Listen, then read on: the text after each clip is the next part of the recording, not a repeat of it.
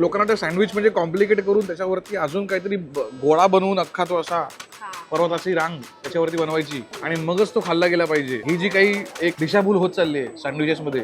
आज मी तुम्हाला इथे सांगणार आहे की जेव्हा बस इकडे याल 20 मिनिटाच्या आतमध्ये मला 200 रुपयामध्ये कुठे चांगलं खायला मिळेल हे बघायचं आहे. हे फुल अफोर्डेबल आहे भाई आणि आता टाइम स्टार्ट झालेला आहे.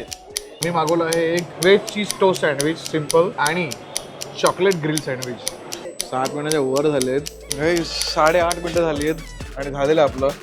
एक तर क्रिस्पी छान केलं आहे माहिती, इथे पण आहे. हे जे टेक्स्चर आहे एकदम प्रॉपर क्रिस्पी आहे. हो काकडे गरम किती बघ.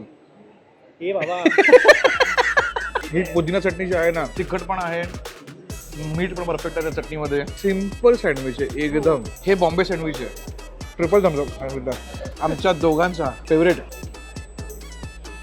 आणि त्यात कुठेही ओव्हरपॉवर नाही करत चॉकलेट.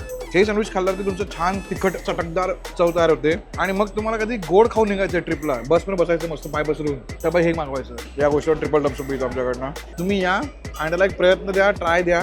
आणि जर कोणी गार्लिक ब्रेड खाल्ला तर तो प्लीज सांगा मला, कारण तो मला ट्राय करायचा आहे.